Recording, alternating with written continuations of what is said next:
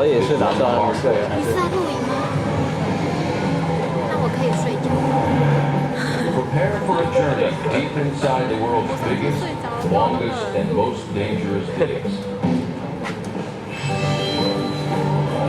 佢話有人一早有人買一張，有人買一個，一早我聽過，聽一早，我一個壞嘅。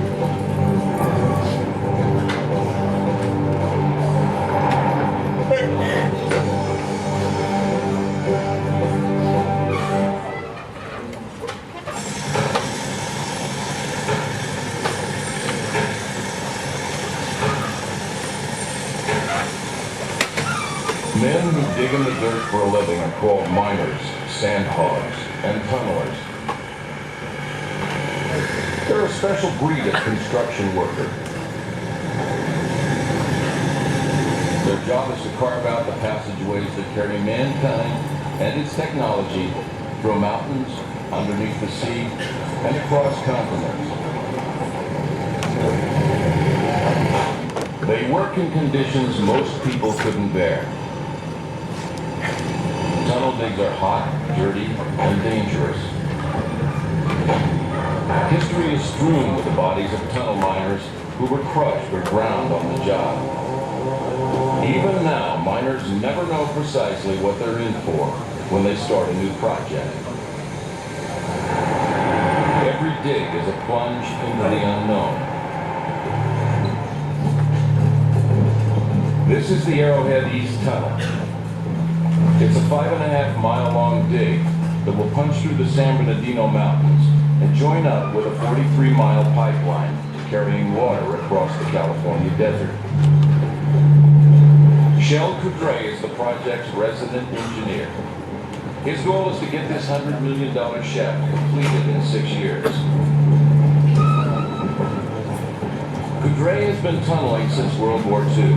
Back when a job this big might have taken a dozen years to build and cost at least as many men their lives.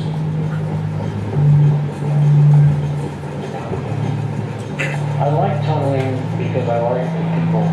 I believe that the type of people that are in tunneling are the people that the backbone of our country, that made the country strong.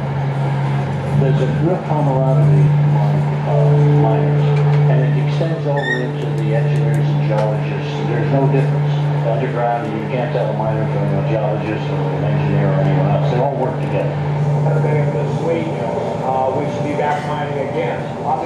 Coudray plans where the miners will go and how they'll tackle changes in the ground. The miners do the digging with the help of the gigantic self-propelled tunnel boring machine these men are standing inside. That's because you get out of that 24 hours a day when we start off again with... Tunneling is a business of constant problem solving. The problem this Monday morning is that the 220-foot-long tunnel boring machine is stuck. It was working fine on Friday, but over the weekend the earth squeezed in and trapped the TBM's face here in the rock underneath a mile of mountain. Now these men have crawled underneath the 170-ton machine, risking their lives to pry it free.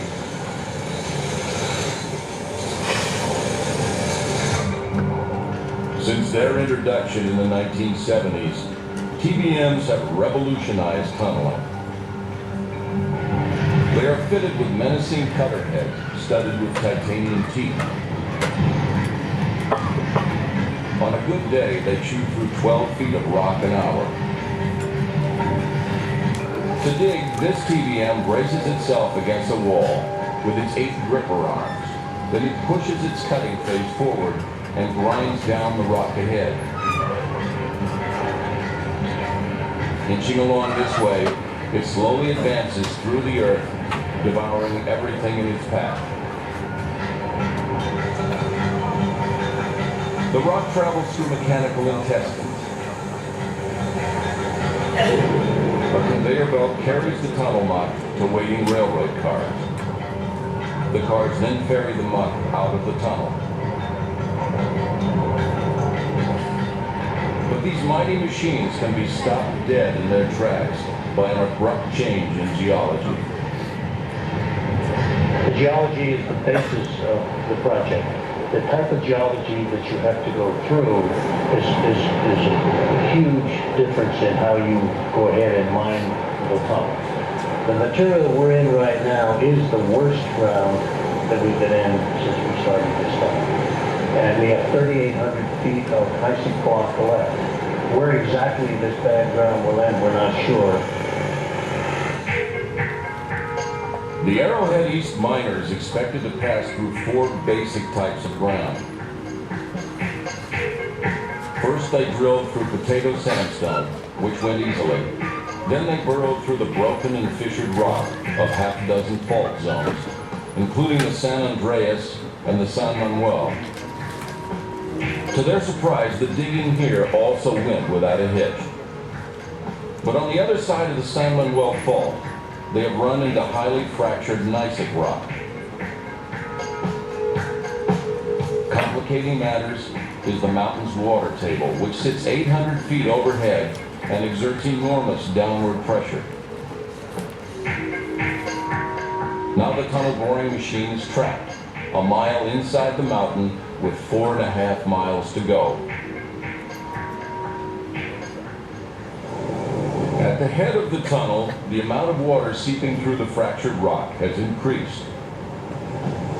Miners keep the water back by pumping cement grout into the walls, which seals the cracks and stops the leaks. But the quick pace of the early months has slowed considerably. Days like this are why 6 geologists worked full-time on this dig. Every few weeks, geologists extract rock samples from small holes drilled at the head of the dig. This fairly solid rock here then changes to a completely shattered rock in the vault zone. And here you can see where these wood blocks are, is where there was a lot of loss of ground. And careful analysis helps Coudray decide if he needs to change the TBM's cutter blades to adjust to new rock, or inject more cement to keep the water table intact. Most likely the Arrowhead East crew will get through this mountain slowly, but without losing any men. In the old days of tunneling before rock samples, cement, and TBMs, death was part of every dig.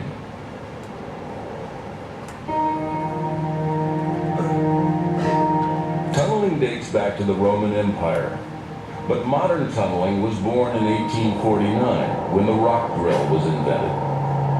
Operating on 60 pounds per square inch of compressed air, these devices pounded away at 260 strokes per minute.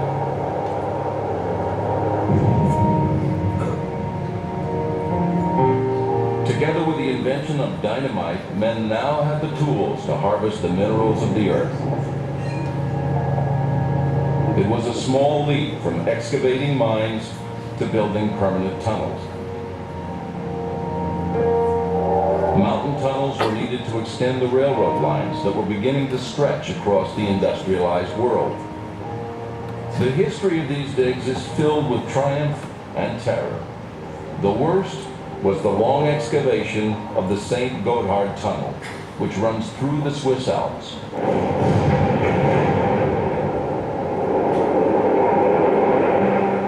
Built in the late 1800s and spanning 9.5 miles, this was the ultimate engineering project of its age.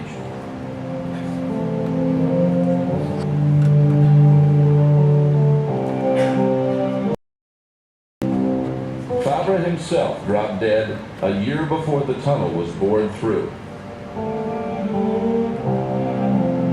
The project was finally completed in 1882. 2 years behind schedule and 30% over budget. The St. Gotthard was a hard dig, but at the time, great loss of life was considered a sad but acceptable price of tunneling. Workers are safer today, but there are no guarantees. Every man working on the Arrowhead East Tunnel knows he's risking his life. He's reminded when he leaves the dig and hangs his identification badge on a board that charts who's in and who's out of the tunnel. This is called tagging out. It's used to track down missing miners and, in the worst case, to identify their remains.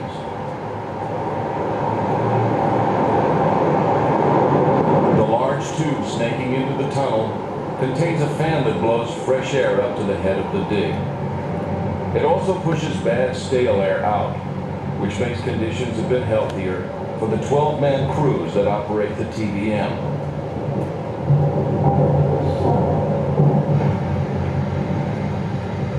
Tunnel boring machines have nearly halved the number of men needed to excavate a large mountain tunnel. They are almost fully automated. As they chew through the earth, they also lift large concrete slabs into place that form the tunnel's supporting walls.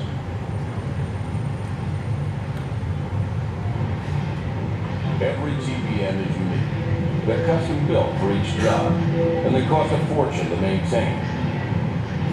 But surprisingly enough, when their work is done, many of them end up entombed in the tunnels they helped to create. For example, 2 TBMs excavated this Japanese tunnel. They started on opposite sides and drilled toward the middle. Once they met, there was no way to turn around. Taking the machines apart was too expensive. So the miners simply dug off to the side and sealed them in rocky vaults, where they await discovery by some future archaeologist.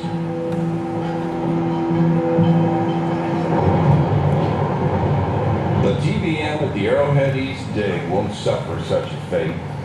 It's punching straight through the San Bernardino Mountains from one end to the other. That is, if it gets moving again.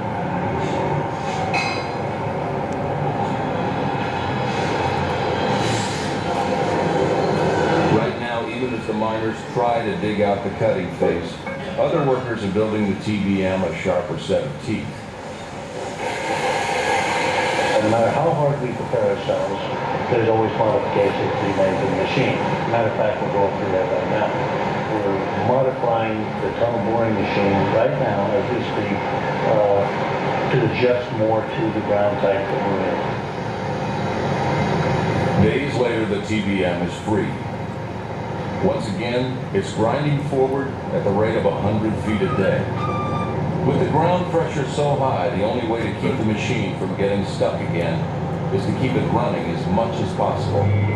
That means 3 shifts a day, 7 days a week.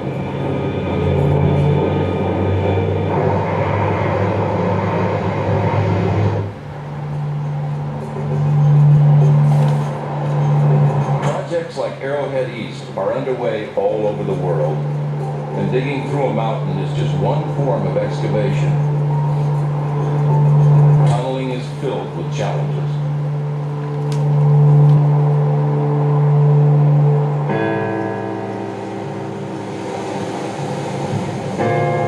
The ultimate challenge in tunneling is digging under rivers and seas. The risks are great, but the rewards are also great. Underwater tunnels can stretch across bodies of water too wide for bridges to span, and they don't impede the flow of shipping. So since the 1800s, men have been digging holes below the waves. This is Detroit, Michigan, the home of one of the world's most influential underwater crossings. Underneath the waters of the Detroit River lies the Detroit-Windsor Tunnel, a mile-long passageway linking America and Canada. This was the first international tunnel. It was built in the 1920s using a method called immersed tube tunneling.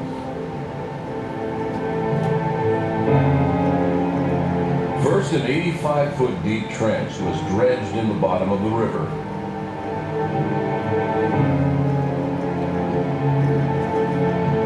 Then 9 enormous steel tubes were assembled on dry land and sealed with temporary bulkheads. Each tube was 31 feet across and 248 feet long.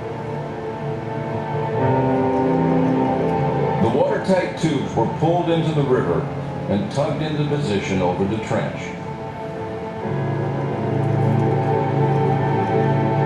Then divers lowered them into place and bolted them together.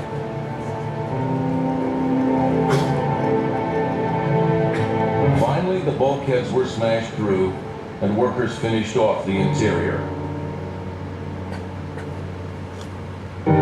They covered the walls by hand with more than 200,000 porcelain tiles.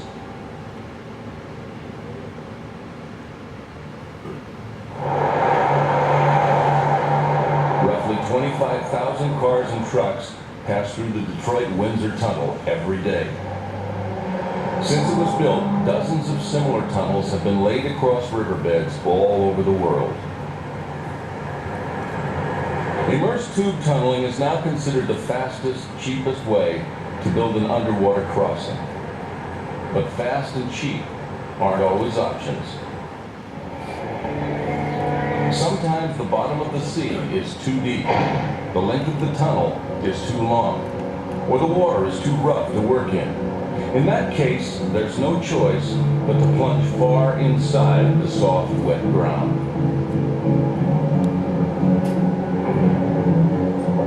Until recently, most of the world's soft earth tunnels were built using a method called shield tunneling. After digging a deep vertical shaft, tunnel miners worked inside a steel can that was slowly pushed through the ground. The sharp edges of this shield cut into the soft earth, squeezing clay through openings in its face. Workers called muckers chopped up the clay as it oozed in. On this water tunnel built for the Ford Motor Company in 1930, muckers had to cope with clay pouring in at the rate of 4,000 pounds a minute. As the muckers labored at the face of the tunnel, the men behind them lined the walls with steel ribs. Then an erecting machine swung concrete blocks into place, which were quickly bolted together.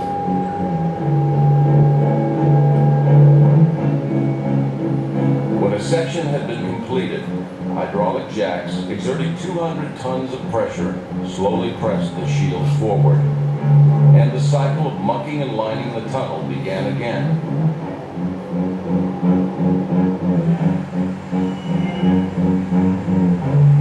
Shield tunneling is still a commonly used means of digging in soft ground.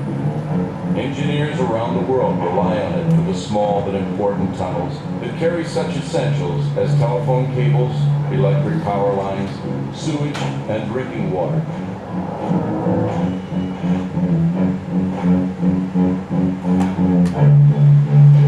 The shield is labor-intensive but less costly than its fully automated big brother, the tunnel boring machine.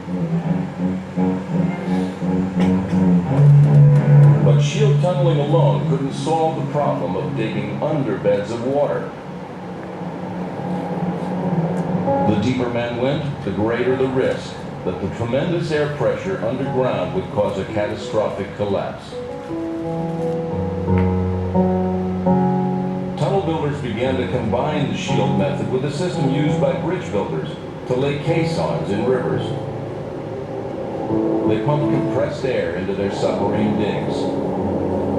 The high-pressure air held back the water and reduced the chance of a cave-in. The tricky part of working in compressed air was that the pressure of the air inside the tunnel had to precisely match the pressure of the water outside. If the pressure was too great inside, the air pushed its way out and the water surged in. A disaster called a blowout. The men who worked in compressed air were called sandhogs. Over the course of the 20th century, sandhogs built dozens of underwater tunnels that the average commuter today takes for granted. Working long, hard hours under constant danger, they built some of the best-known passageways in the world, including the Holland and Lincoln tunnels. But over the years, many of them were felled by a hideous ailment, Caisson's disease, better known as the bends. I was a project engineer on the Lincoln Tunnel, and when I worked in compressed air, even then they didn't have a lot of knowledge. Now they have a lot of information on it. Nitrogen bubbles get into your joints and so on. And I suffer some with that, a few aches and pains. But the sandhogs in New York City and Chicago, a lot of them are pretty critical. No one can say exactly how many sandhogs died building New York's tunnels, but the number is certainly in the hundreds. Their sacrifice helped the city grow into a thriving metropolis. Their story is significant, but it's not unique. Thousands of anonymous tunnelers across the world have challenged the earth in the name of progress.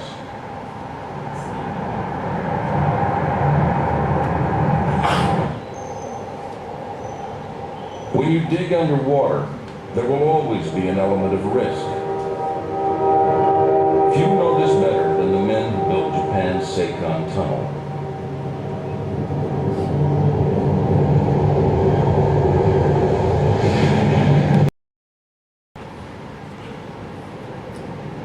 And a half miles of the Seikon run underneath the turbulent waters of the Tsugaru Strait. In 1954, a typhoon roared through this passage, sinking 5 ferry boats and killing 1,430 people. The subsequent public outcry led the Japanese government to search for a safer way to make the crossing. They launched one of the largest and costliest civil engineering projects ever attempted. Work on the Seikon began in 1964.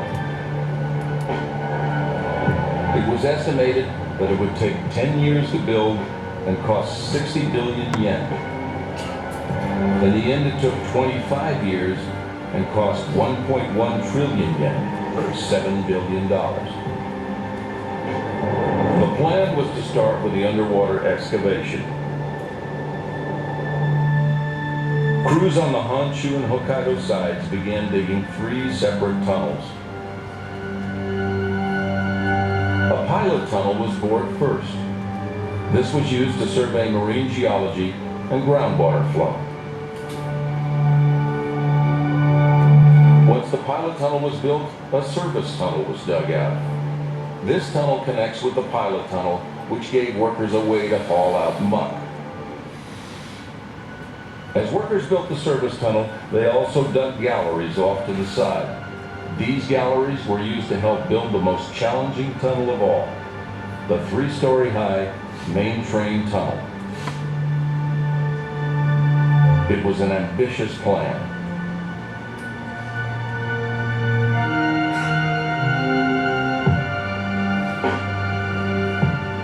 Over the years, close to 6,000 Japanese sandhogs tagged in and took a 10-minute ride deep into the earth.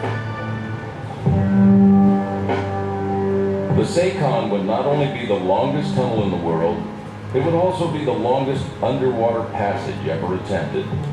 In many cases, brand new technology was employed. And like any tunnel dig, sometimes things went terribly wrong.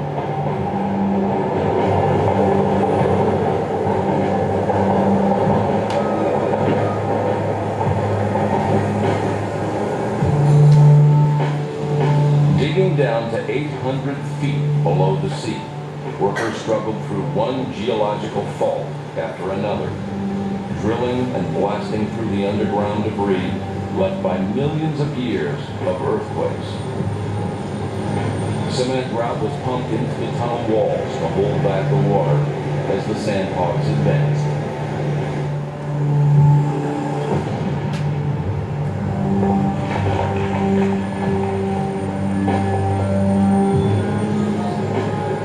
Engineers considered using large tunnel boring machines here, but it was decided that the ground was too unpredictable.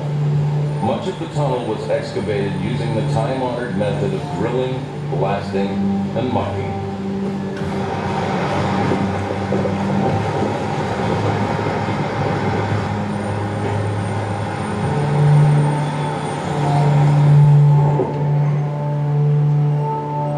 A handful of the engineers who helped build the tunnel now help to maintain it. Between the main tunnel, the service tunnel, and the pilot tunnel, they're responsible for over 60 miles of territory. 7 years tunnel in the world. And there's nothing else like it. It was my dream to be a part of making this tunnel, and I'm extremely happy that I was able to do so.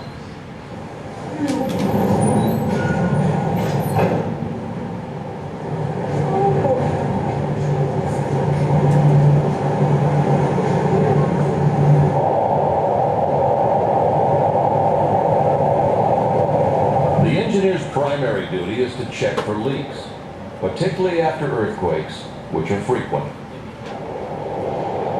It's a little known fact that in an earthquake, tunnels are actually safer than buildings or bridges. Shock waves do the most damage above ground. Inside the earth, rock and soil cushion the tunnel tubes. Still, small cracks can appear, and over time, a slow trickle of water can grow into a flood. Seepage is inevitable. The trick is to control it. Rather than letting it create its own channels into the Seikon, this water is given a path to follow that carries it through the pilot tunnel.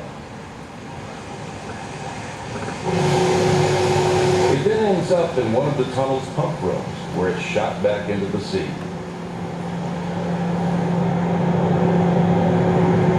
With proper maintenance, the chances of a catastrophe are remote.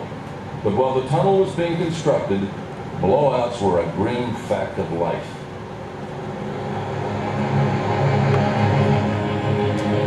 The worst came in 1976. While excavating the main train tunnel, workers hit a patch of soft rock. The rock crumbled apart, and water poured in at the rate of 80 tons a minute. Incredibly, no one died, but it took more than 2 months to control the flood. Whole sections of the tunnel, representing years of work, were lost.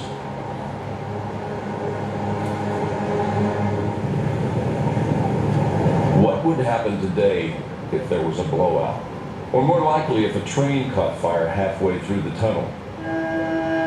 The Seikon is filled with airlocks and fireproof watertight doors, designed to contain a conflagration.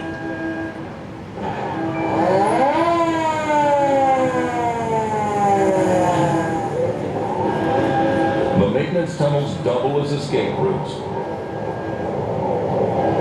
2 evacuation areas give stranded passengers a place to wait out an emergency. In a full-scale disaster, unlucky travelers would flee through inclined tunnels that surface on the coastlines of Honshu and Hokkaido.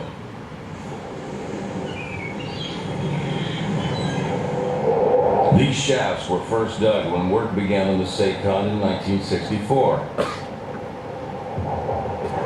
Over the course of the project, they carried thousands of men into the earth. In 1985, after decades of slowly negotiating their way through the subterranean world, the sandhogs on both sides of the tunnel were separated by one thin wall. The most dramatic moment was a scene where the last wall was blown out, and the wind from Hokkaido rushed through to the Honshu side. 5、4、3、2、1、アパー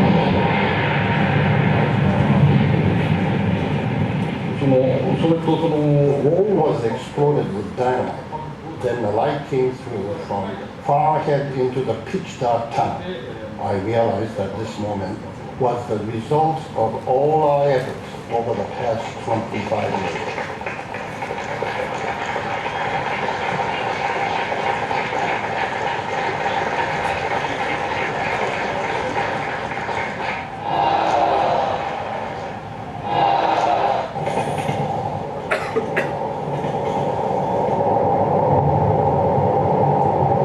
The Seikon Tunnel may never recoup its $7 billion cost, but it will endure as a buried monument to human persistence.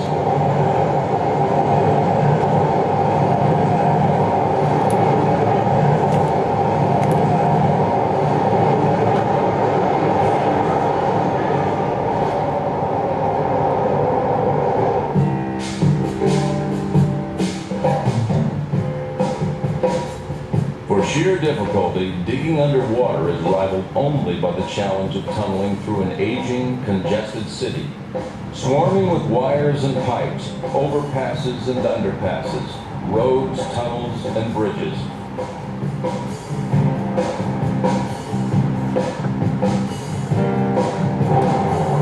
Across from Manhattan Island, in the borough of Queens, miners and engineers are working on just such a massive civil engineering project. To the commuters on the street, it's a mysterious concentration of men and machinery barely visible behind the barricades.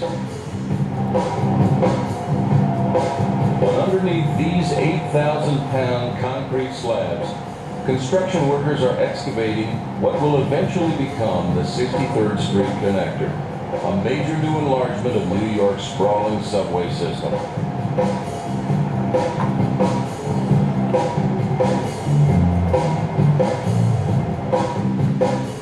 Building a tunnel in New York City is one of the hardest challenges that a tunneling contract can have. There's built-up infrastructure. It's not like we're out in the middle of the desert. The tunnel's only 1,500 feet in length, but it's costing $645 million to build. And the reason why it's costing so much is that we have utilities, we have a major artery for traffic, 25A Northern Boulevard, that has to be maintained, and we have a subway system that has to deliver people into Manhattan every day. And this is the most heavily crowded line on the New York City transit system. So we have to work around that and make sure that we have 2 tracks in each direction, that is for rush hour traffic every day.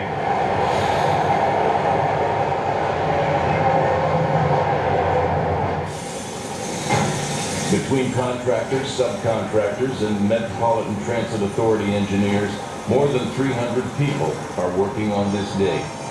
The 8-year project is scheduled to finish in 2001. These men are actually finishing a job that began 3 decades earlier.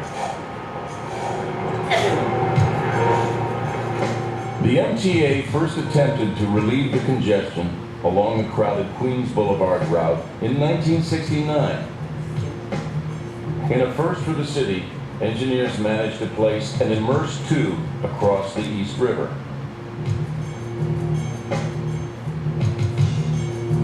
But by 1975, New York City was broke and the project was curtailed. For years, the tube was nicknamed the Tunnel to Nowhere. Now the tunnel is finally being completed. Several contractors are working simultaneously on the dig.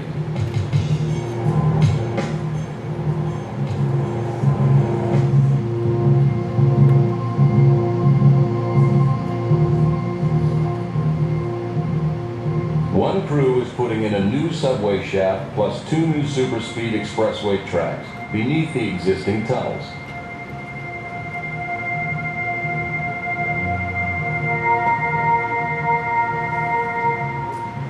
Another crew is creating a bypass connecting the Queens subway line to the dead-end tunnel from Manhattan.